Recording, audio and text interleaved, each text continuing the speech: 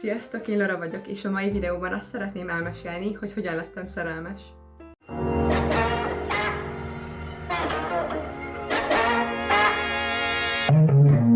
Hey guys, in today's video I want to tell you the story of how I fell in love, but first I'll tell the entire story in Hungarian and then switch to English and start from the very beginning so that you don't miss anything at all. In case you're only interested in watching the English part, then you can go to this part of the video, but if you're curious and you want to hear me speaking in Hungarian, then you're welcome to stay and just listen to me speaking nonsense, I guess.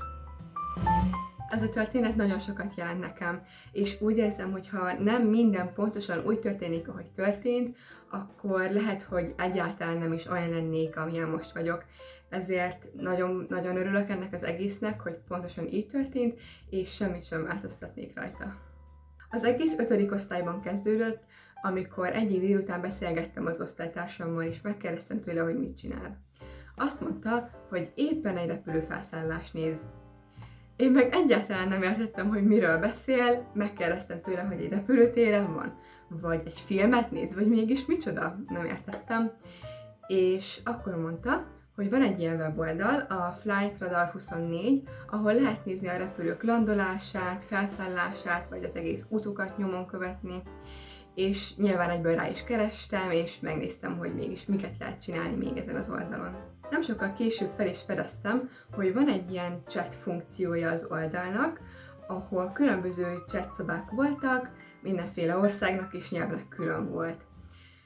Na most a lengyel csoportban volt a legtöbb ember, pontosan 14, ha jól emlékszem, és akkor úgy döntöttem, hogy bemegyek a lengyelbe, mivel ott voltak a legtöbben, és így annál több emberrel tudtam beszélni.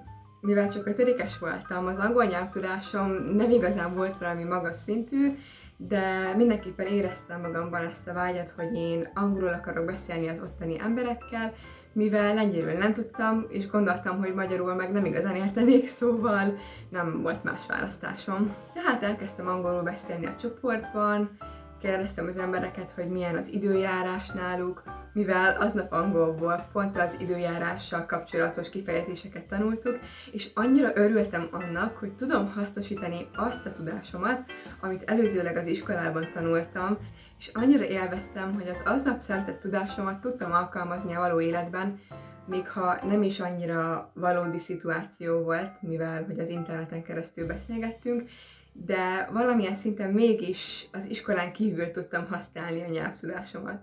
Néhány perccel később rám írt az egyik csoporttag privátban, hogy nem igazán kellene angolul beszélnem a lengyel chatszobában, mivel ezért vannak különböző chatszobák a különböző nyelveknek, és a többiek nem igazán díjazzák ezt.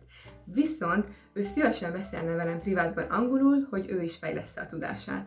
Ezután heteken, vagy lehet hónapokon át is beszélgettünk mindenféle dologról, már amiről egy 5-es tud beszélni egy tök idegennel.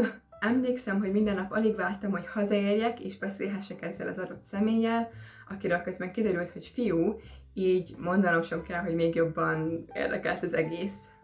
Valamint a tény, hogy nem egy magyar emberrel, hanem egy lengyellel beszélgettem, annyira különleges és varázslatos volt számomra, hogy teljesen belebolondultam Lengyelországba, a nyelvbe, a kultúrába, ekkor tanultam meg az első néhány szavamat lengyelül is. Ezt a családom, a tanáraim és az osztálytársaim is meg tudják erősíteni.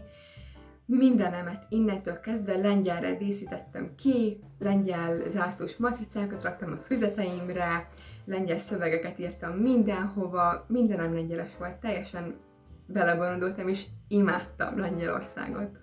Tehát heteken és hónapokon át beszélgettünk, míg egyszer kiderült róla, hogy egy idősebb férfiről van szó, és hát ezután nem igazán éreztem helyesnek az egészet, elmondtam anyáiknak is, bár előtte is tudtak erről, csak nem tudtuk, hogy egy idősebb férfiről van szó.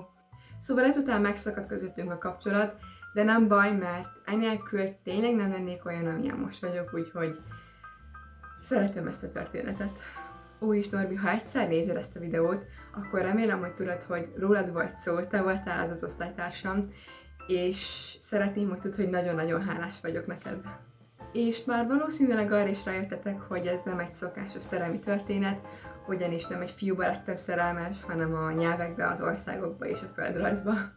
A történet másik fele pedig az, hogy 2016-ban néztem először az Eurovíziót, és utána nem sokkal csatlakoztam az Eurovíziós fandomhoz, ahol nagyon sok külföldi embert megismertem, és miattuk kezdtem el csomó nyelven tanulni, úgyhogy nekik is nagyon hálás vagyok, és igazából ez a folyamat még mindig tart, szóval majd meglátjuk, hogy hova vezet.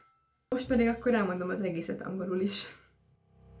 So pretty much it all started in 5th grade when I was chatting with my classmate and I asked him what he was doing. He replied that he was watching a plane taking off. I was like, what do you mean? Like, are you at an airport or are you watching a movie or something? I just didn't get it. So then he introduced me to this website called Flightradar24 and I immediately Googled it and just checked out the different features the website had, and I discovered that there was a chat rooms section with separate chat rooms for different languages and countries. The most active people were in the Polish chat room, so that's why I decided to enter that one, and then I started asking people about the weather where they lived, because that day at English class we learned about the weather phrases and how to use them. So, you know, I just felt this desire inside of me wanting to actually use my English knowledge and just practice it with people who can always correct me.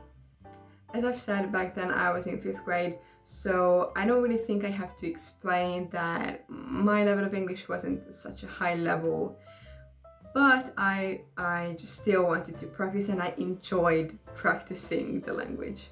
I genuinely felt like this way of practicing the language was actually getting me somewhere. So then a couple of minutes later, one of these people in the group chat texted me in private telling me that I'm not really supposed to speak in English in the group chat, that's why it's called the Polish group chat, but he told me that he would love to practice his English with me, so that's what we did for a couple of months, and then it turned out that it was a boy, so I got even more excited about speaking with him, and it was all good until I found out that it was an older man. So that I didn't really feel like it was such a right thing to do, to chat with him with such a huge age difference, you know. So then we pretty much stopped talking. I told my parents about it, obviously. But I do not regret anything. I do not regret a word I said to him, because that is what led me here. That is what made me be who I am right now. So I'm endlessly thankful to him as well.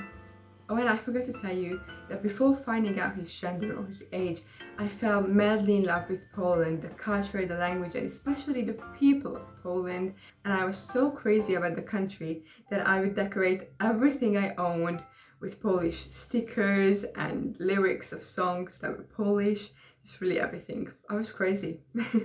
The second part of the story is that in 2016 I became a Eurovision fan and I joined the Eurovision fandom in 2018. And I met lots of foreign people there who made me, they did not make me learn the languages, but they made me want to learn their languages. So that's the reason, that's the main reason why I started learning so many different languages.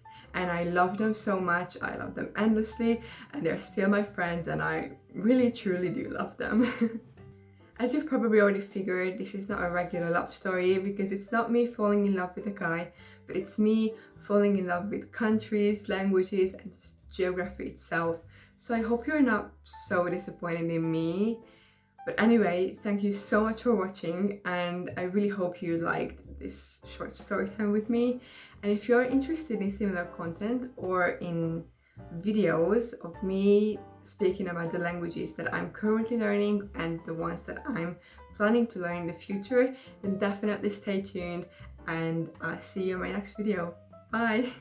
Köszönöm szépen, hogy megnéztétek a videómat, és remélem, hogy tetszett, valamint ha érdekelnek még hasonló témájú videók, mint például egy olyan videó, amiben elmesélem, hogy milyen nyelveket tanulok most, és milyen nyelveket tervezek megtanulni, vagy csak simán tanulni a jövőben, akkor mindenképpen iratkozzatok fel, és találkozunk a következő videómban. Sziasztok!